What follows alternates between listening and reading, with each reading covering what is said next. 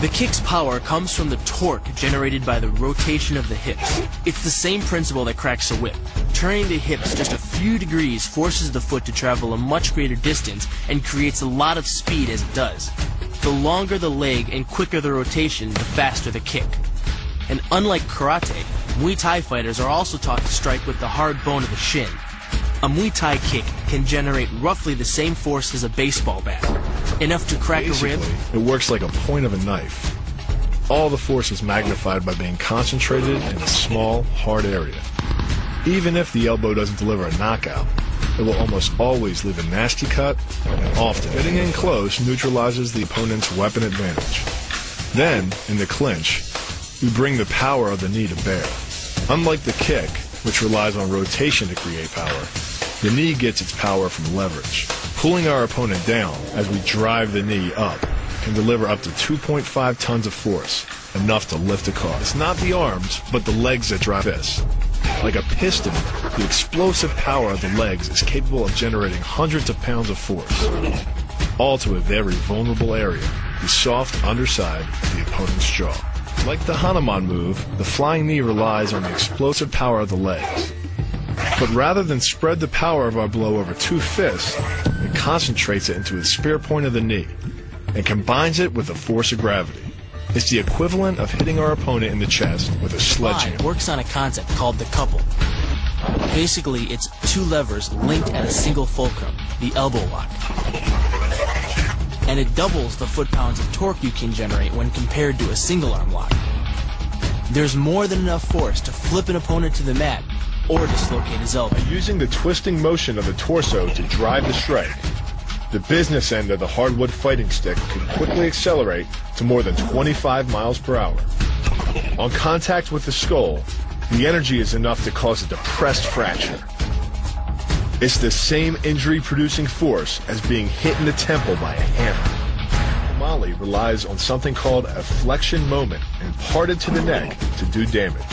An average man's neck can withstand about a 140 foot-pound flexion moment.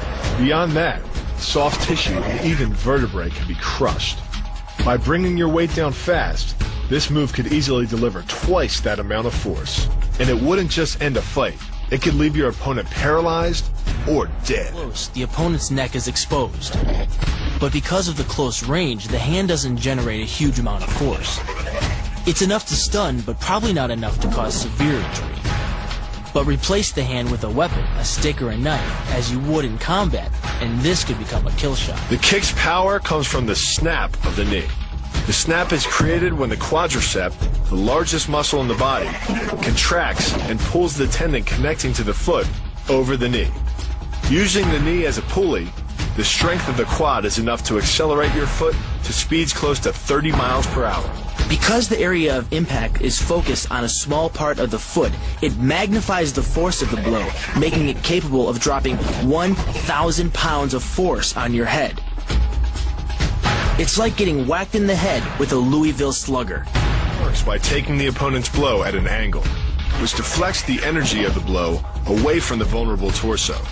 The harder you block, the further his blow will be deflected, and the more open he'll be to a counter strike. Rotating your fist 180 degrees right before it strikes the intended target.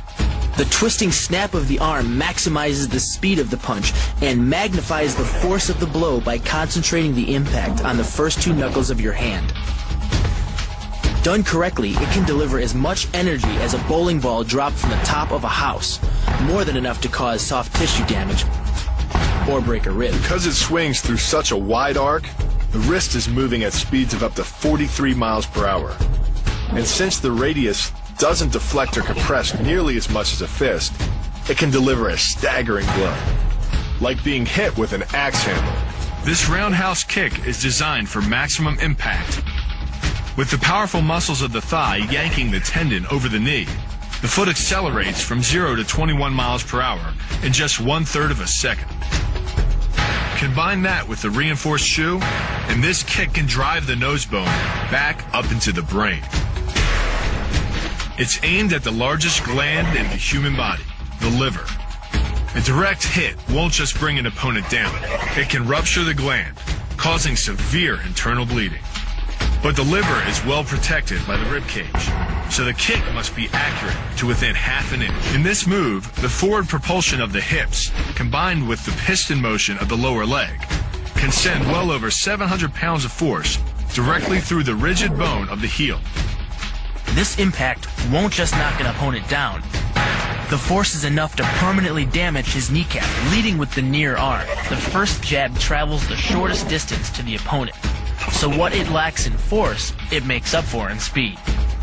The second punch, utilizing both the twist of the shoulders and the forward momentum of the kick, can carry over 4 times as much impact.